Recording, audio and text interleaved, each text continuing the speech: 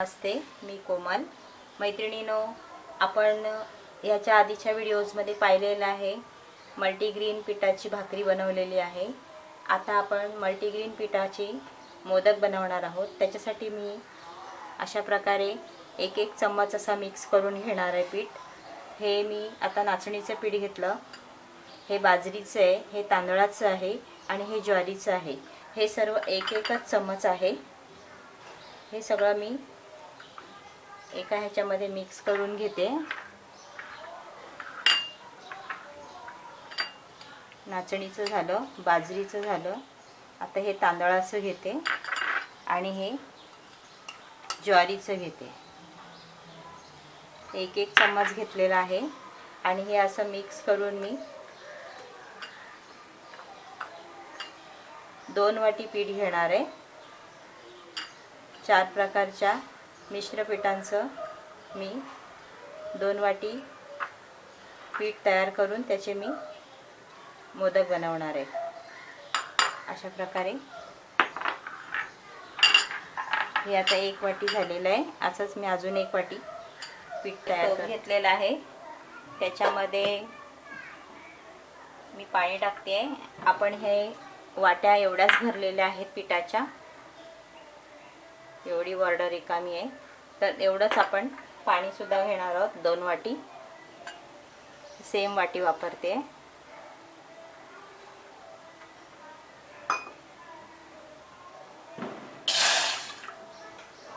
आणि हे पाणी आपण व्यवस्थित गरम करून घेऊया. त्याच्यामध्ये आपल्याला हे पीठ शिजवायचं आहे.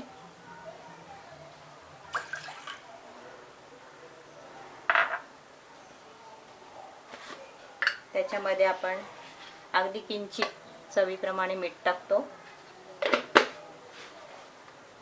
आता पाण्याला उकळी होऊ द्यायची. पाण्याला आपल्या उकळी आलेली आहे. त्याच्यामध्ये मी हे पीठ टाकते. दोन्ही वाटीमध्ये घेतलेला पीठ टाकायचे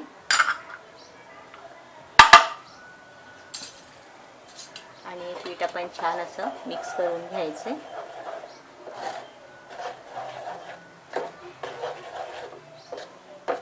हे मिक्स केलेलं पीठ आहे ते आपण थंड होण्यासाठी एका साईडला ठेवून द्यायचे.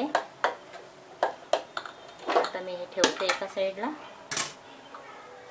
मी एक पॅन घेतलेला आहे. त्याच्यामध्ये आपण त्याचं सारण बनवणार आहोत. मोदकमध्ये भरायचं.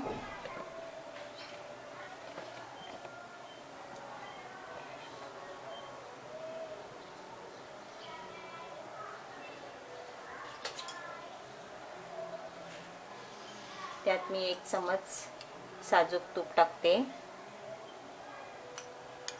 1 चम्मच, अगदीच हा चम्मच खूप छोटा आहे, तुम्ही तुमच्या अंदाजानुसार चम्मच वापरा. त्याच्यामध्ये मी या वाटीच्या मापाने ओलं खोबरं घेतलेलं आहे.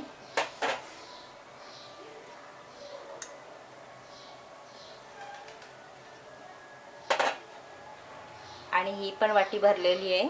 त्याच्यातून आपण अर्धच टाकणार आहोत गूळ त्याच्यामध्ये, कारण की 1 वाटीसाठी अर्धी वाटी गूळ टाकायचं.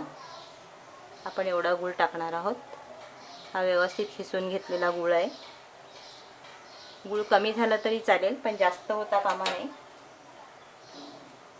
आता हे चांगलं व्यवस्थित मिक्स करून आपलं सारण तयार झालेलं आहे. त्याच्यामध्ये हवा असेल तर बदाम, पिस्त्याचे काप टाकू शकता, ड्रायफ्रूट्स. आता हे छान झालेलं आहे. मी गॅस बंद करते आणि थंड करायला ठेवते. खाली उतरून ठेवते. आणि इथे आपण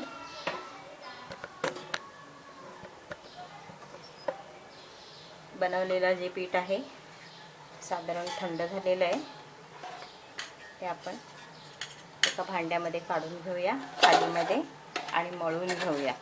गरम असतानाच मळलेलं जास्त चांगलं. तुम्ही पाहताय वाफा येत आहेत त्याच्यातून, हे गरमच आहे. थंड झालं की त्याच्या गुठल्या बनतात.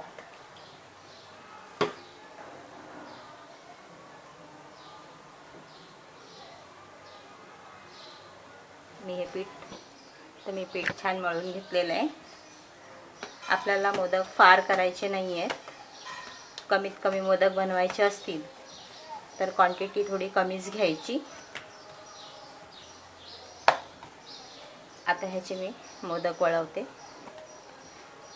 आपल्याला जेवढे मोठे मोदक हवे असतील तेवढं पीठ आपण हातामध्ये घ्यायचं. हाताला थोडंसं तेल लावायचं आणि वळवून घ्यायचे. पाणी लावलं तरी चालेल. पाणी लावल्याने पीठ लवकर सुटतो हातातला.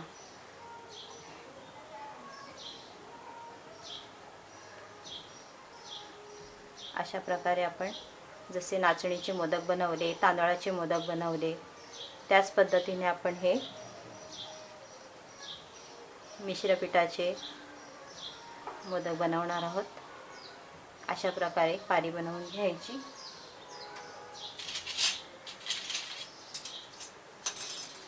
त्याच्यामध्ये सारण भरायचं. सारण नेहमी सुकंच बनवायचं. जास्त आपण त्याच्यामध्ये गुळाचा वापर केला तर ते फाटण्याची शक्यता असते मोदक.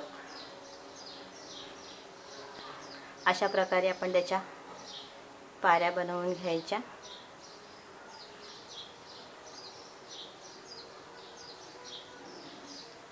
अशा पाकळ्या बनवायच्या. आणि तुम्हाला त्याच्या आधीसुद्धा मी 2 प्रकारचे मोदक दाखवलेले आहेत. त्याच प्रकारे आपण मोदक बनवायचे.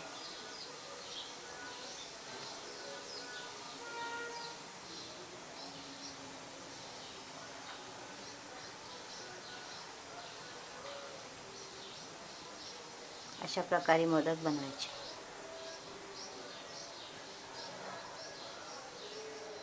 छान मोदक तयार होतात.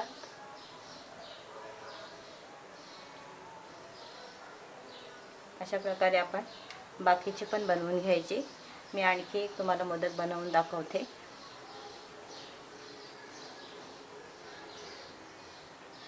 आपण बनवलेल्या नारळाच्या सारणामध्ये तुम्हाला हवे असतील तर तुम्ही काजू, पिस्ता, बदामचे कापसुद्धा वापरू शकता. मी सुद्धा त्याच्यामध्ये थोडेफार टाकलेले आहेत.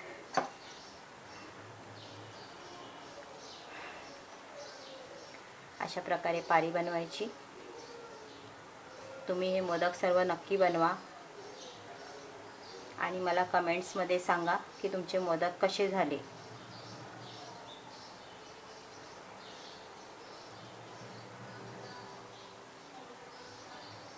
बऱ्याच मैत्रिणींच्या कंप्लेंट होत्या की त्यांच्या पाऱ्या आहेत त्याही नीट बनत नाहीत किंवा मोदक हे पसरले जातात. तर तुम्ही पीठ जर व्यवस्थित घेतलात तर मोदक पसरणार नाही आणि आतलं सारण व्यवस्थित बनवलं तर तुमचे मोदक आणखी छान बनतील.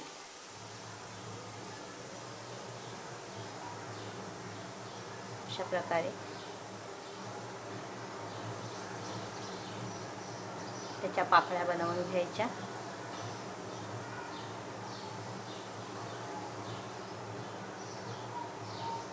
आणि आतमध्ये अशा फोल्ड करायच्या.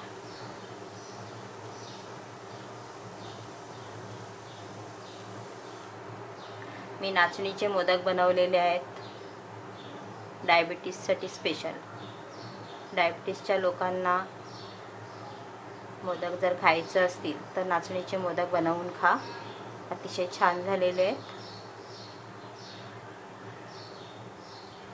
आणि लहान मुलांना किंवा मोठ्या माणसांना पौष्टिकपणा येण्यासाठी, सर्व प्रकारचा पौष्टिकपण मिळण्यासाठी मल्टीग्रीन मोदक बनवायचे, मल्टीग्रीन भाकरी बनवायची. मी अशा प्रकारे सर्व मोदक बनवून घेते. हे मोदक सर्व बाजूने छान बनतात. इडलीचं भांडं घेतलेलं आहे, त्याच्यामध्ये मी पाणी घेतलेलं आहे. माझ्याकडे मोदक बनवायचं मोदकाचं करंडा नाही आहे. मी इडलीच्या भांड्यामध्येच वाफवून घेते. मी इथे गॅस चालू केलेला आहे, त्याच्यावरती मी हे भांडं ठेवते. इथे माझे जाळीचं भांडं आहे जे मी नेहमी मोदक बनवण्यासाठी वापरते. त्याच्यामध्ये थोडंसं तेलाचा हात फिरवते. तेल, घी काय हवं ते लावू शकता. आणि त्याच्यामध्ये हे बनवलेले मोदक ठेवते. हे मोदक आपण 10 ते 12 मिनिटच वाफवणार आहोत, कारण की मोदकाचं पीठ हे आपण चांगलं शिजवून घेतलेलं असतं. त्याच्यामुळे ते अगदीच 20-25 मिनटं असं काय वाफवायची आवश्यकता नाही. 10 मिनिटात ते व्यवस्थित झालेले असतात. हे मोदक मी इथे भांड्यामध्ये ठेवते आणि हे आता आपण 10 ते 12 मिनिटं वाफवून घेऊया. 10 मिनिटांनी एकदा चेक करून बघायचे. जर शिजलेले असतील तर गॅस बंद करायचं, नाही तर आणखी 2 मिनिटं शिजवून घ्यायचे. बघूया आपले मोदक झाले का. 10 ते 12 मिनिटं झालेली आहे.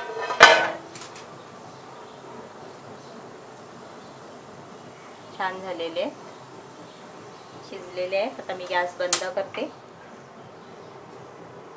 आणि खाली उतरून ठेवते थंड व्हायला.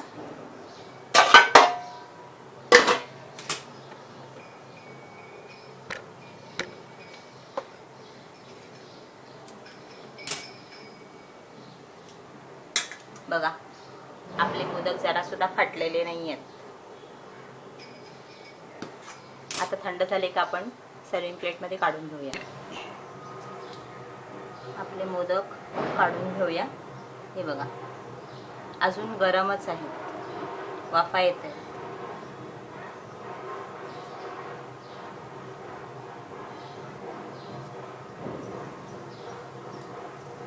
हे मोदक तुम्ही सुद्धा बनवा, खा आणि नक्की कळवा की मोदक कसे झाले. अशा पद्धतीने आपले मोदक तयार आहे. आता हे जर मोदक आपण 15 ते 20 मिनटं वाफवले असते तर कदाचित ते जास्त वाफून फुटले असते, कारण की याच्यामध्ये आपण नाचणी वगैरे वापरलेली आहे आणि नाचणीचा प्रकार असा आहे की नाचणी लगेच मऊ पडते. म्हणून मी 10 ते मिनटं म्हटलं. आपले हे मल्टीग्रेन पिठाचे, मिक्स पिठाचे उकडीचे मोदक तयार आहेत. मैत्रिणींनो, तुम्हाला जर हे मोदक आवडले असतील, मल्टीग्रेन पिठाचे बनवलेले मोदक आवडले असतील तर त्या रेसिपी खाली लाईक करा आणि तुमच्या प्रतिक्रिया कमेंट बॉक्समध्ये कळवा. धन्यवाद.